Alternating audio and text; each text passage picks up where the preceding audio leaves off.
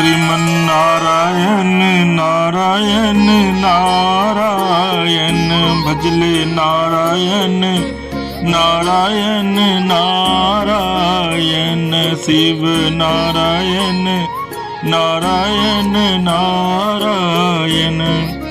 बोलिए सियावर रामचंद्र की जय।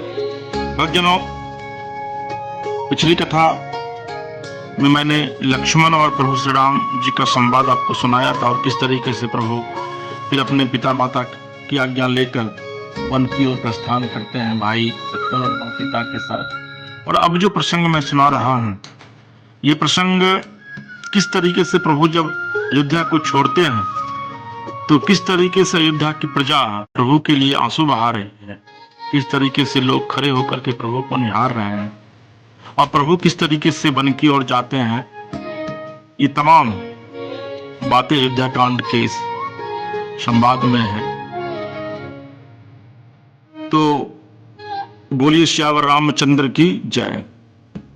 निकसी वशिष्ठ द्वार भय ठाठे, देखे लोग विरह दब डाठे, कही प्रिय वचन सकल समुझाए, विप्र वृंद रघुवीर बुलाए। राजमहल से निकलकर श्री रामचंद्र जी वशिष्ठ जी के दरवाजे पर जा खड़े हुए और देखा कि सब लोग विरह की अग्नि में जल रहे हैं। उन्होंने प्रिय वचन कहकर सबको समझाया। फिर श्री रामचंद्र जी ने ब्राह्मणों की मंडली को बुलाया। गुरु सन कही बरताशन दिन्हे, आदर दान विनय बस किन्हे, जाचक दान मान संतोषे, मित पुनित प्रेम परितोषे।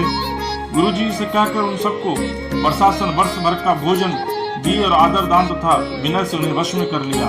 फिर वह याचकों को दान और मान देकर संतुष्ट किया तथा मित्रों को पवित्र प्रेम से प्रसन्न किया। दास दास बोलाई बहोरी, गुरई सौंपी बोले कर जोरी, सबके सार संहार गोसाई, करवि जनक जननी की नाई। फिर दास दासियों को बुलाकर उन्हें गुरु जी को सौंपकर हाथ जोड़ के बोले, हे गोसाई, इन सब की माता पिता के समान सार संभार देख रेख करते रहिएगा। बारही बार जोरी जुग पानी, कहत राम सब सन मृदु बानी, सोई सब भांति मोर हितकारी, जेहित रहे भुआल सुखारी। श्री रामचंद्र जी बार बार दोनों हाथ जोड़कर सबसे कोमल वाणी कहते हैं कि मेरा सब प्रकार से हितकारी मित्र वही होगा जिसकी चेष्टा से महाराज सुखी रहे। मातु सकल मोरे विरह, जेहि न होई दुख दीन, सोई उपाय तुम करे सब, पुरजन परम प्रवीण। हे परम चतुर पुरवासी सज्जनों, आप लोग सब वही उपाय करिएगा जिससे मेरी सब माताएं मेरे विरह के दुख से दुखी न हो। यही विधि राम सब ही समुझावा, गुरुपद पदुम हरस सिरुनावा, अगणपति गौरी गिरी सुमनाई, चले असी से पाई रघुराई।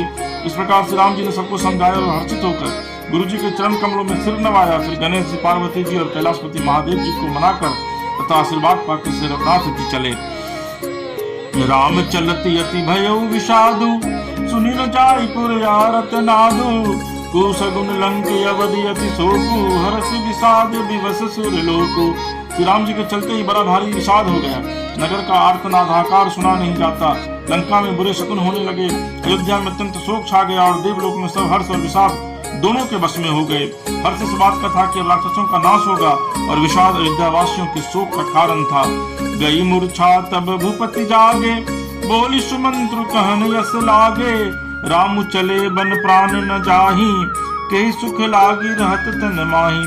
मूर्छा दूर तब राजा जागे और सुमंत्र को बुलाकर ऐसा कहने लगे, श्री राम वन को चले गए पर मेरे प्राण नहीं जा रहे, न जाने ये किस सुख के लिए सज में टिक रहे हैं। यही ते कवन व्यथा बलवाना, जो दुख पाई तजहि तनु प्राणा, पुनि धरि धीर कहि नर लाहू, ले रथु संग सखा तुम जाहू। इससे अधिक बलवती और कौन सी व्यथा होगी, जिस दुख को पाकर प्राण शरीर को छोड़ेंगे। फिर धीरज धर कर राजा ने कहा, हे सखा, तुम रथ लेकर श्री राम के साथ जाओ। सुठी सुकुमार कुमार दो, जनक सुता सुकुमारी, रथ चढ़ाई दिखराई बनु, फिरे हो गए दिन चारी। अत्यंत सुकुमार दोनों कुमारों को सुकुमारी जानकी को रथ में चढ़ाकर वन दिखलाकर 4 दिन के बाद फिर लौट आना।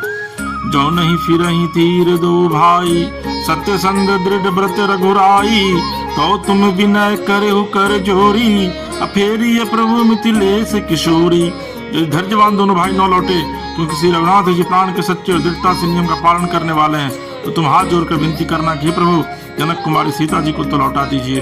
जब सिय कानन देखी डराई, कहु मोरिष के अवसर पाई। सासु ससुर यस कहु संदेशु, पुत्री फिरिए बन बहुत कलेशु। जब सीता बन को देखकर डरे, तो मौका पाकर मेरी यस्सी उनसे कहना कि तुम्हारे सासु ससुर ने संदेश कहा है, ये पुत्री तुम लौट चलो, वन में बहुत क्लेश है। पितुगृह कबहू कबहू ससुरारी, रेहु जहाँ रुचि होई तुम्हारी। यही विधि करे हो उपाय कदम्बा, फिर न होई प्राण अवलंबा। अद्भुत प्रसंग है। कभी पिता के घर, कभी ससुराल, जहाँ तुम्हारी इच्छा वहीं रहना। इस प्रकार तुम बहुत से उपाय करना। यदि सीता जी लौट आई तो मेरे प्राणों को सहारा हो जाएगा। एक पिता, एक जो ससुर होते हैं, उनका क्या भाव है एक बहू के प्रति, एक पुत्री के प्रति। राजा दशरथ ने इसको समझाने की कोशिश की। नाहित मोर मरु मरनु परिणामा, कछु न बसाई वै विधिवामा। अस कही मुरुचु परा मही राहु, रामु लखनु सिय आनि दिखाहु। नहीं तो अंत में मेरा मरण ही होगा।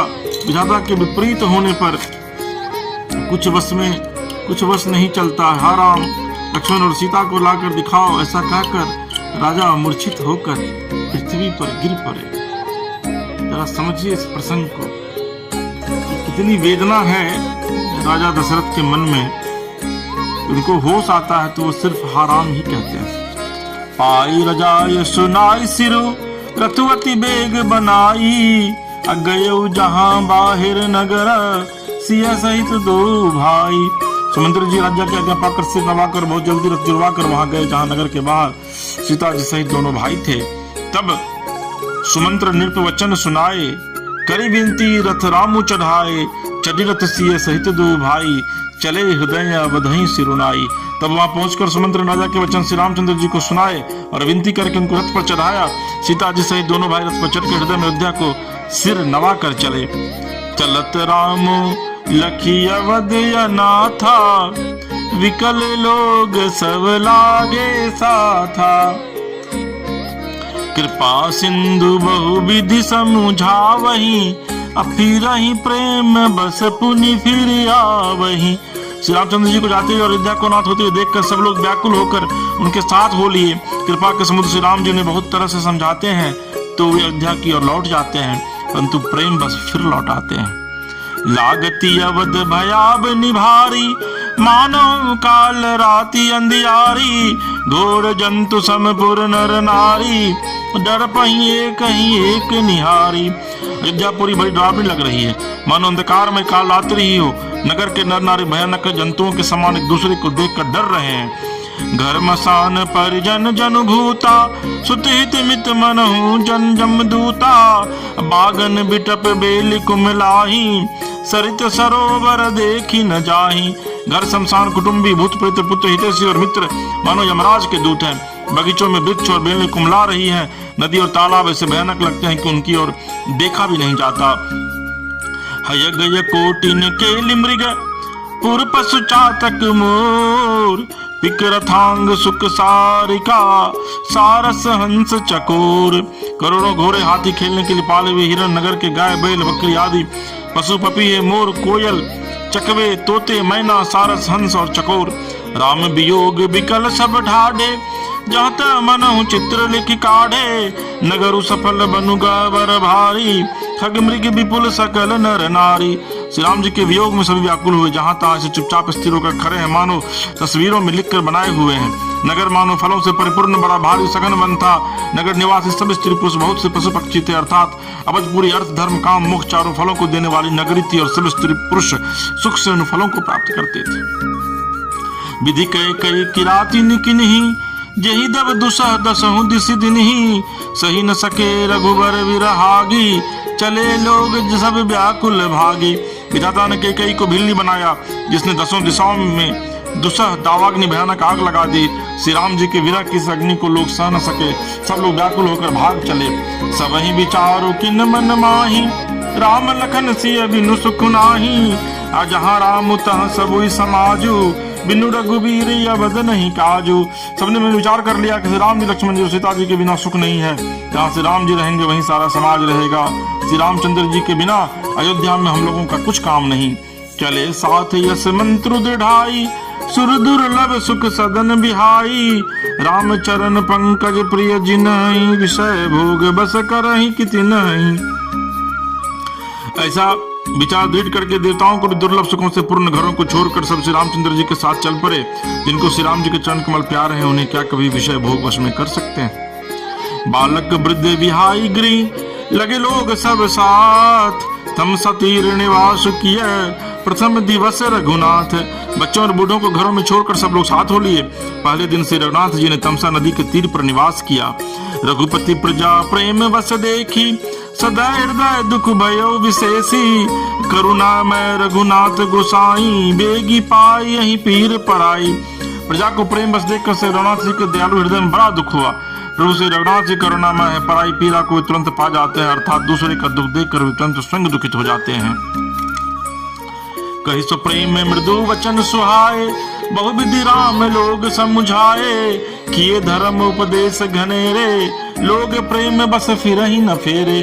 प्रेम युक्त कोमल और सुंदर वचन कहकर श्री राम जी ने बहुत प्रकार से लोगों को समझाया और बहुत तेरे धर्म संबंधी उपदेश दिए, परंतु प्रेम बस लोग लौटते नहीं। सीलू सने उछारी नहीं जाई, असमंजस बस भे रघुराई, लोग सोग श्रम बस गए सोई, कछुक देव माया मति मोई। सील और सने छोड़ा नहीं जाता।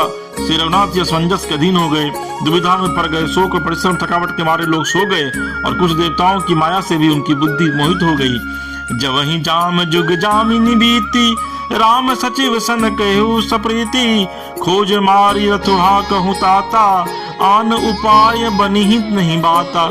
जब दोपहर रात बीत गई तब श्री रामचंद्र जी ने प्रेम पूर्वक मंत्री सुमंत्र से कहा, हे तात, रथ के खोज मारकर अर्थात पहियों के चिन्हों से दिशा का पता न चले, इस प्रकार रथ को हाँकिए और किसी उपाय से बात नहीं बनेगी। राम लखन सिय जान चढ़ी, शंभु चरण सिरुनाई, सचिव चलायं तुरत रथु, इतुत खोज दुराई।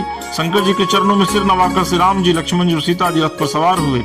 मंत्री ने तुरंत ही रथ को इधर उधर खोज कर छिपा कर चला दिया। जाग सकल लोग भय भोरू, अगे रघुनाथ भयउ अति सोरू, रथ कर खोज कतहु नहीं पावहीं, राम राम कहीं चहु दिसि धावहीं। सवेरा होते ही सब लोग जागे तो बड़ा शोर मचा के श्री रघुनाथ जी चले गए। कहीं रथ का खोज नहीं पाते, सब हा राम पुकारते हुए चारों ओर दौड़ रहे हैं। मनहु बारी निधि बुर जहाजू, भयो बिकल बर बनिक समाजू, एक ही एक देहि उपदेशु, तजे राम हम जान कलेसु। मानो समुद्र में जहाज डूब गया हो, जिससे व्यापारियों का समुद्र बहुत ही व्याकुल हो उठा हो। वे एक दूसरे को उपदेश देते हैं कि श्री रामचंद्र जी ने हम लोगों को क्लेश होगा यह जानकर छोड़ दिया है। निदही निंदही आप सराहई मीना, दिग जीवन रघुवीर बिहीना, जो पे प्रिय वियोग विधि बिन किन्हा, तो कसमर न मांगे दिनहा। वे लोग अपनी निंदा करते हैं और मछलियों की सराहना करते हैं, कहते हैं कि श्री रामचंद्र जी के बिना हमारे जीने को धिक्कार है। विधाता ने यदि प्यारे का वियोग ही रचा तो फिर उसने मांगने पर मृत्यु को क्यों नहीं दी। यही विधि करत प्रलाप कलापा, आए अवध भरे परितापा, विषम वियोग न जाय बखाना, अवधि आस सब राखहीं प्राणा। इस प्रकार बहुत से प्रलाप करते हुए वे संताप से भरे अयोध्या जी में आए। उन लोगों के विषम वियोग की दशा का वर्णन नहीं किया जा सकता। 14 साल की अवधि की आशा से ही वे प्राणों को रख रहे हैं।